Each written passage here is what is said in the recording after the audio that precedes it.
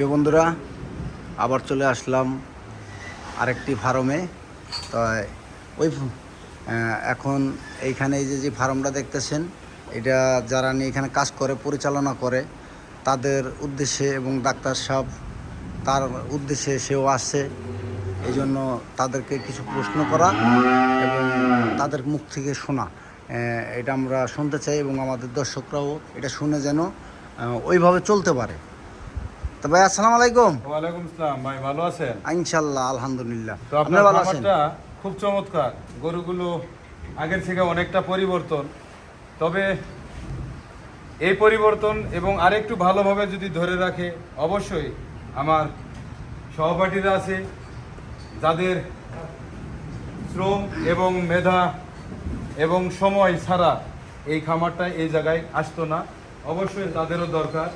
এই গবাদি পশুগুলো সুস্থ রাখতে গেলে দিনে 2 টাইম খাবার এবং 2 টাইম পানি এবং নিয়মিত পরিষ্কার পরিচ্ছন্ন যারা করে এবং কিছু দিক নির্দেশনা দিই এই গবাদি পশুগুলো সুস্থ রাখার, সেগুলোই মেনে তারা চলে। আসুন আমরা তাদের মুখ থেকেই শুনি ওনারা কি বলে। তো যাই হোক, এখন এখানে যারা কাজ করে তারা যেহেতু মালিক পক্ষ আপনাকে একটা দায়িত্ব দিছে গরুটি দেখাশোনার, মানে রোগ বিধি, এই জন্য আপনাকে যে দায়িত্ব দিছে, আপনি এইখানে যারা কাজ করে, মানে যারা নিয়ে এখানে নিয়মিত কাজ করে, তাদেরকে ওই রকমভাবে পরামর্শ দিচ্ছেন কিনা, তারা ওই মতো চলে কিনা। যদি তারা ওইভাবে না চলে তাহলে তো মনে করেন রোগ বিধি যে কোনো একটা অ্যাক্সিডেন্ট হইতে পারে।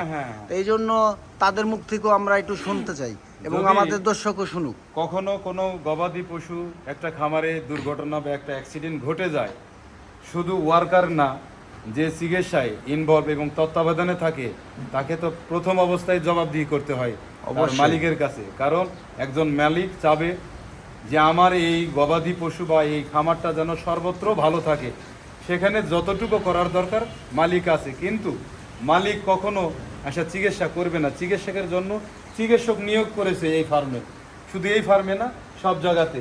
তাহলে অবশ্যই আমরা আমাদের সাথে যারা কাজ করে এই গরুদের লালন পালনের সাথে, পরিবেশনের সাথে জড়িত, অবশ্যই তাদের থেকে আমরা একটু জানার প্রয়োজন।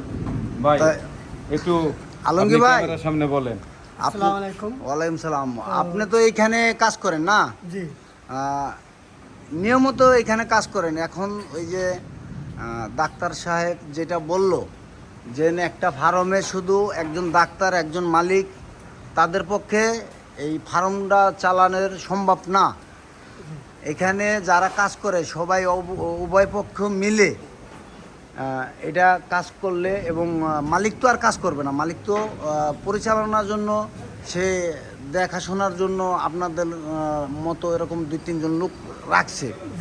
তো সেই মতো আপনারা কিভাবে চলতেছেন, কিভাবে খাওয়াইতেছেন, কিভাবে লালন পালন করতেছেন, এবং অন্য অন্য যে 10টা ফার্ম আছে তাদের ফার্মের সে তো এই ফার্মটা পরিষ্কার দেখা যাচ্ছে পরিষ্কার, কিন্তু তারপরও আপনাদের মূল্যায়ন যেই কথাগুলো বললে যাতে দর্শকরা এবং যারা নিয়ে গরুর ফার্ম আছে তারা অবশ্য দেখে আপনাদের কথা শুনে যদি তারাও যেন এইভাবে পরিষ্কার পরিচ্ছন্ন রাখতে পারে এবং ওইভাবে খাওয়াইতেছে। তাই এখন আপনার খাবারের যেই উন্নয়নটা, এটা কিভাবে করতেছেন?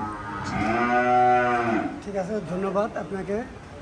তো বিশেষ করে হলো এই খামারে আমরা যে কাজ করি, আমরা 2 জন লোক, আমার সহকর্মী, আমার বড় ভাই।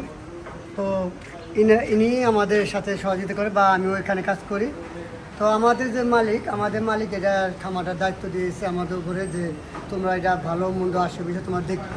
তো আমরা যত আপনার চেষ্টা করি আমরা এটারে পরিচ্ছন্নতা রাখার জন্য। তো আমাদের মালিকের ওই ভিতরে জমি আছে, ওখানে আমরা ঘাস লাগাইছি। ওই ঘাস খাওয়াই, পাশাপাশি আমরা খের খাওয়াই, তার পাশাপাশি আমরা কুড়া ভুসি খাওয়াই। তো মনে করেন যে সর্বত আমরা প্রথম যখন নতুন ছিলাম তখন আমরা খুব একটা বুঝতে পারতাম না কীভাবে করবো। তো আমরা আস্তে আস্তে আমরা মানুষের পরামর্শ নিয়ে, ডাক্তার পরামর্শ নিয়ে আমরা এই পর্যায়ে আসছি। এখন আমরা কী করি, প্রতিদিন আগে 3 টাইমে আমরা ভুসি খাওয়াতাম, ভুসি করে খাওয়াতাম। আসলে তো 3 টাইম ভুসি করে খাওয়ালে গরুর জন্য ঠিক না, কারণ এই গরুগুলি যদি কখনো গরম হয়, এই গরম থাকে না। তো এই জন্য আমরা কী করছি, এখন ওই কুড়া ভুসি খাওয়া আমরা কমাই দিচ্ছি। আমরা এখন 1 টাইম খাওয়াই, আর 3 টাইম আমরা এই ঘাস খাওয়াই। তাতে মনে করেন যে আমরা রাত্রে ঘাস দিয়ে মনে করেন যে এটা একটু বেশি করি। মানে 3 বেলা ঘাস খাওয়ান, টাইম বাইন দেয়া 3 বেলা ঘাস খাওয়ান, সকালে হয়তো বা দুপুরে কি রাত্রে। জি হ্যাঁ, জি মানে ঘাস তো পুষ্টিকর খাবার, ঘাসের তুলনা নাই। গরুর জন্য মেন খাদ্য ঘাস আর কুড়াভুসি, এই দুইটাই। জি আর পাশাপাশি গরু মুখ চলাচল রাখার জন্য খেয়ার খাওয়াই। খেয়ারটার খাবে জি। তা এখন আপনার যেভাবে নিয়ে ডাক্তার বলে দিছে, আপনারা ওইভাবে নিয়ম মতো মেনে চলতেছেন কিনা? ইনশাল্লাহ আমরা অনেক চেষ্টা করতেছি, ওনার কথা বলে চলি। আমরা যখন একটা গরুর কোনো সমস্যা হয় আমরা ওনাকে ফোন দিই, প্লাস মালিককে আমরা জানাই। আগে আমরা মালিককে জানাই, মালিক যখন মালিক আমাদের বলে যে ঠিক আছে তুমি ডাক্তার ডাক দাও, তখন ডাক্তার দেখাই। তো সাথে সাথে আমরা ডাক্তার দেখে আমাদের গরুগুলি সুস্থ রাখার চেষ্টা করি। আর দেখেন আমাদের ফার্মটা দেখেন, এখন আমরা এইমাত্র ধুবো, মানে এখনও পরিষ্কার করিনি, এখন করব। তো আসলে ফার্ম এরকম থাকা উচিত। আমাদের ফার্ম দেখে বলবেন যে আমাদের কাজে কোনো কুটি আছে নাকি। আসলে আমরা এই গরুগুলি পালি আমাদের সন্তানের মতন। এই গরু মানুষ যারাই বলেন যত্নে সব কিছু হয়। তা আমরা যত চেষ্টা করি যত্ন করা। আর এই যে আমার ভাই আছে, বড় ভাই, দেখেন আমার বাড়ির মুখে শুনে। তো যাই হোক, লজ্জা শরম বলতে কোনো কথা নাই। এখানে যেহেতু কাজ করেন, কর্ম করেন, আপনারা নিয়ম মেনে এবং ওইভাবে ভালো মতো কাজ করবেন, জানি আপনাদের উশিলায় যেন মালিক উঠতে পারে এবং এই ফার্মের উশিলায় মনে করেন আপনাদের বেতন আসবে, খাওয়ান আসবে, আপনার সংসার বাঁচে, এর সংসার বাঁচে, ডাক্তারের সংসার বাঁচে, আমার ফ্যামিলিতে বাঁচবে। তো আপনারা যদি এইভাবে গুরুত্বপূর্ণভাবে যদি কাজ করেন, তাইলে প্রতিটা লোকই বাঁচবে। এবং এই যে এই ভিডিওটা যারা দর্শকরা দেখতেছে, আপনাদের কথা শুনে তারাও শিখতে পারবে, তারাও এইভাবে পরিচালনা অবশ্য করতে পারবো। আপনাদের দ্বারা যদি আরও 2জন লোক উন্নত করতে পারে তাহলে ভালো না? তা যাই হোক, ভিডিও আর বড় করবো না। আপনারা ভালো থাকবেন, সুস্থ থাকবেন, সুন্দর থাকবেন।